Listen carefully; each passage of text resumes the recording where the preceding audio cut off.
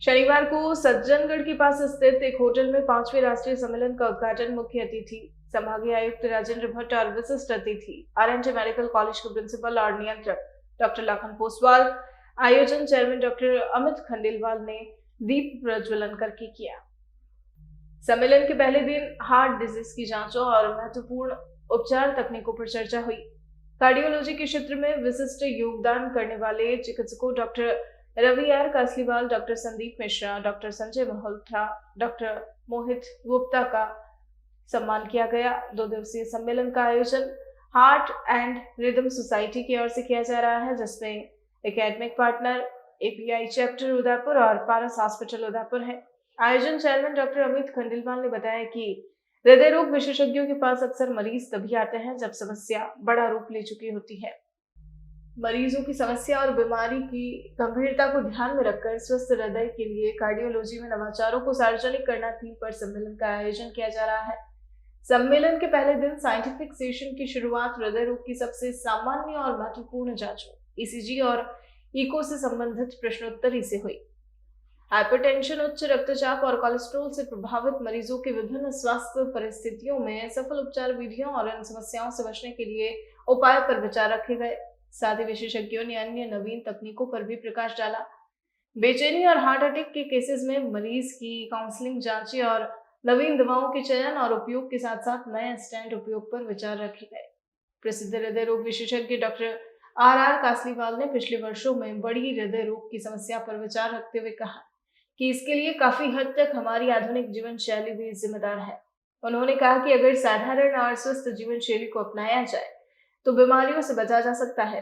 साथ ही समय समय पर डॉक्टर से कंसल्ट करके जांचें भी करवानी चाहिए। देश की जो टॉप लाइन फैकल्टीज़ हैं, right from doctor R Kasliwal साहब मेदांता से हैं, डॉक्टर प्रशांत अडवाणी हैं, डॉक्टर कपिल कुमार बेंगलोर से हैं, और भी फैकल्टीज़ जो भी ज्वाइन करेंगी, तो बहुत ही अच्छा एक सिम्पोजियम रहने वाला है। और सबने ये भी बताया कि सारे टॉपिक्स कवर कर रहे हैं हार्ट संबंधी बीमारी को लेते हुए, जिससे प्रिवेंशन के बारे में बहुत एक्सटेंसिव बात हो रही है, ब्लड प्रेशर के लिए बात हो रही है, हार्ट की नसों ब्लॉकेज जो हम कोरोनरी आर्टरी डिजीज़ कहते हैं उसके बारे में हो रही है, हार्ट फेलियर के बारे में बात हो रही है, और इन सबको मिला करके स्ट्रक्चरल हार्ट डिजीज़ पे बात होगी। हार्ट की जो नसों में ब्लॉकेज क्लियर करते हैं हम रूटीन एंजियोप्लास्टी कहते हैं। अब हम हाई रिस्क एंजियोप्लास्टी की भी बात करेंगे। कुछ ऐसे पेशेंट्स हैं जिनमें कि हम बाईपास पॉसिबल नहीं होता, कि उम्र बहुत ज़्यादा है, लिवर किडनी फंक्शन थोड़ा कॉम्प्रोमाइज़ है, लंग्स कॉम्प्रोमाइज़ है, उनको ब्लॉकेज इतने ज़्यादा हैं कि कायदे से तो बाईपास होना चाहिए, हार्ट पंप भी कमज़ोर है, बाईपास होना चाहिए, लेकिन उनका बाईपास नहीं हो पा रहा। तो ऐसे में पहले सिर्फ दवाओं पे ही हम उनको बोल देते कि जितनी उम्र है आपकी दवाओं पे ही चलिए। लेकिन आजकल जो आप हार्ट पंप सपोर्ट आ गया है, mechanical circulatory support, Impella heart pump जो छोटा सा एक मिनीचर पंप है जिसको पैर की नस के द्वारा हम हार्ट में डालते हैं, और वो हार्ट का पंप पूरे हमारी एंजियोप्लास्टी के दौरान सर्कुलेशन को मेंटेन करता है, बीपी को मेंटेन करता है, हमारे सारे अंगों के लिए सर्कुलेशन मेंटेन करता है, ताकि हम कॉम्प्लेक्स एंजियोप्लास्टी कर पाएँ। तो ये कॉम्प्लेक्स एंजियोप्लास्टी के बारे में भी हम चर्चा करेंगे उन पेशेंट्स के लिए जिनमें बाईपास संभव नहीं है, और उनको हम घर के नहीं भेजना चाहते, हम चाहते हैं कि उनको भी अच्छी क्वालिटी ऑफ लाइफ दें। तो वो भी एडवांसमेंट जो पूरी दुनिया में हुआ है, वो अब एडवांसमेंट अभी प्रदेश की जनता को भी मिल रहा है, और वो तकनीक हम यूज़ कर रहे हैं, और हम उसके बारे में भी जानकारी देंगे। इम्पेला हार्ट पंप पे किस तरह से एंजियोप्लास्टी की जाती है। This is doctor Amit Khandelwal, cardiologist. हम लोगों ने आज स्टार्ट हो गया है the 5th cardiac summit 2022 Udaipur. 2 दिन की कॉन्फ्रेंस है, जैसा कि मैंने कल बताया था कि we are going to discuss on different topics of cardiology, right from ECG. ECG को हम इतना सिंपल टूल मानते हैं, but this gives a lot of information, बहुत सारी इन्फॉर्मेशन बीमारी के बारे में या बीमारी होने के बारे में भी कई बार आपको मालूम पड़ती है। उस पर काफ़ी मंथन हुआ सुबह। इकोकार्डियोग्राफी यानी कि सोनोग्राफी ऑफ हार्ट, उसके ऊपर चर्चा हुई। हार्ट फेलियर सिम्पोजियम अभी इवनिंग में होने वाला है। इस्केमिक हार्ट डिजीज़ यानी हार्ट अटैक क्यों होता है, उसके अगर हो जाए पहले तो हम उस पर बचाव पे कैसे चीज़ें डिस्कस कर सकते हैं, उस पर डिस्कशन हुआ। उसकी अगर बीमारी हो जाए तो क्या दवाइयाँ यूज़ करनी चाहिए, कितनी अवधि के लिए होना चाहिए, और कॉम्प्लिकेटेड अगर हार्ट अटैक हो तो उसमें कौन कौन से हम मैकेनिक्स और कौन कौन से हम डिवाइसेस यूज़ कर सकते हैं कि एंजियोप्लास्टी के दौरान उससे हमें सिंप्लीफाइड वे में एंजियोप्लास्टी हो सके, भले ही वो कॉम्प्लिकेटेड है। सो ये सारी चीज़ों पे आज चर्चा हुई है। इसके अलावा एट्रियल फिब्रिलेशन जिसको हम बोलते हैं, हार्ट डिस्टर्बेंस की रिदम मींस नॉर्मल रिदम जो होता है उससे हट करके पेसमेकर रिदम ख़राब होने लगती है, तो उस पर स्ट्रोक के चांसेस बढ़ जाते हैं। तो उसमें हम कैसे रिस्क को प्रिवेंट करें, इन सब चीज़ों पर हमारी आज चर्चा हुई। और हमारे डॉक्टर आए हैं किस तरह? हाँ, सो बेसिकली ऑलमोस्ट अगर हम देखें सारे डॉक्टर्स 100-150 के आसपास डॉक्टर्स हैं। उसमें हम we are lucky to have many of the front liners in Udaipur. जैसे डॉक्टर कासलीवाल साहब हैं, he is director and head of preventive and clinical cardiology in Medanta hospital Gurugram. Doctor हमारे संजीव शर्मा साहब हैं, he is the director of interventional cardiology in Eternal hospital Jaipur. Doctor Prashant Advani साहब हैं। सो ऐसे doctor Kapil Kumawat नीचे हैं बेंगलुरु से। सो इवनिंग में भी कुछ लोग और आने वाले हैं दिल्ली से और बेंगलोर से। So we will be discussing about all those things and we are lucky to have doctor Kasliwal sir also along with us. So हम उनसे भी जानना चाहेंगे कि आप समाज को क्या मैसेज देंगे सर कि कैसे हम बीमारियों से बचें। सबसे बड़ा इम्पॉर्टेंट चीज़ जो हमने पिछले 2-3 महीनों में देखी है, जिम हम जाते हैं अपने आप को फिट रखने के लिए, और अगर जिम में जाकर के भी ही मृत्यु की जैसी चीज़ें होने लगें तो हाउ टू प्रिवेंट दैट। क्योंकि कल मुझसे ये प्रश्न किया गया था, मैंने उसका उत्तर देने की कोशिश की थी और किया था, और आपका क्या कहना है सर उस पर, हाउ टू प्रिवेंट दैट? प्रवासियों में एक्चुअली 1-2 साल पढ़ा हूँ सेंट पॉल्स स्कूल में। सो मेरा यहाँ से एक रिश्ता है सेंट जेवियर्स छोड़ के जयपुर। इतना अच्छा डिस्कशन हुआ है अभी हमारे 3 बहुत सीनियर डॉक्टर्स से, जिनको एक इंसाइट है इस डिज़ीज़ में। तो सवाल ये है कि मैं जिम जाता हूँ अपनी हेल्थ ठीक करने के लिए, क्योंकि सारे डॉक्टर मुझसे कहते हैं कि भाई तुम अपना लाइफस्टाइल ठीक करो, ऊपर वहाँ जाके मुझे हृदयाघात हो जाता है। तो यहीं पे आके एक सबसे इम्पॉर्टेंट चीज़ सामने आती है कि आपको शायद चांसेस थे इस अटैक को होने के, लेकिन उसकी जांच नहीं हो पाई।